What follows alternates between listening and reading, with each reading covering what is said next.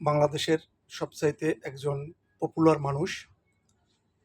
তার নাম জানেন না কেউ।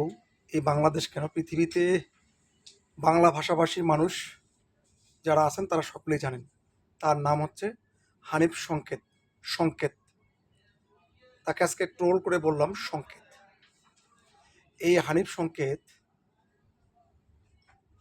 তিনি গতকালকে তার ফেসবুক স্ট্যাটাসে একটি কথা বলেছেন। কথাটা হয়েছে এনসিপিকে কেন্দ্র করে। আমি তার এই হানিফ সংকেতের এই কথাটাকে তীব্রভাবে প্রতিবাদ করতেছি। হানিফ সংকেত সাহেব, আপনি কোনো দলের হবেন না, কোনো দলের কর্মকাণ্ড সার্ভ করবেন না। আপনি বিনোদনের মানুষ। আপনি সারা পৃথিবীকে আপনি বিনোদন দিবেন, এটাই আপনার মুখ্য বিষয় হওয়া উচিত ছিল বলে আমরা মনে করি। কিন্তু আপনি যখন একটি দলকে কটাক্ষ করেন, আপনার সেই জায়গায় আর থাকে না। আমরা জানি আপনারা আওয়ামী লীগের সময় অনেক আপনারা কর্মকাণ্ড করেছেন।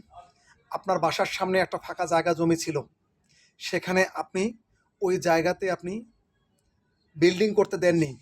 আওয়ামী লীগের সংস্পর্শে আপনার দক্ষিণা বাতাস লাগবে, উত্তরা বাতাস লাগবে, আপনি সুন্দর ফুরফুরা মেজাজে থাকবেন সেই বাড়িতে, সেটা আপনি করতে দেননি।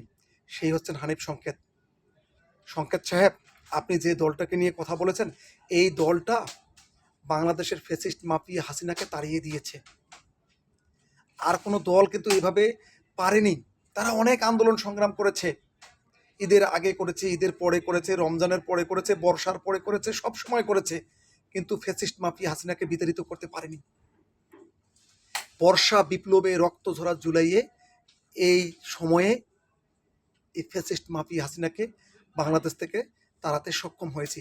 আর সেই দলের নেতৃবৃন্দকে নিয়ে আপনি কথা বলতেছেন, আপনার তো লজ্জা হওয়া উচিত। আপনার ঠাকুরগাঁয়ে বালিয়াডাঙ্গিতে আপনি একটা প্রোগ্রাম করেছিলেন না? আপনার তো গলার স্বর অনেক, আপনি তো গলা দিয়ে মানুষকে কন্ট্রোল করে রাখতে পেরেছিলেন। আপনার গলার জাদুতে অনেক মানুষকে কন্ট্রোল করেছিলেন। কিন্তু ঠাকুরগাঁয়ের বালিয়াডাঙ্গি উপজেলায় যে আপনি ইত্যাদির যে করেছিলেন, ওই সময়ে আপনি তো পারেননি, আপনার গলা দিয়ে পারেননি। আপনি যে গলাবাজের কথা বলেছেন, সেই গলা দিয়েও তো আপনি পারেননি। আপনি তো, যদি গলাবাজ বাংলাদেশে কেউ থাকে, এক নাম্বার ওয়ান গলাবাজ হচ্ছেন আপনি। আপনার মতো গলাবাজ আর কেউ আছে? যাই হোক, ভালো হয়ে যাবেন।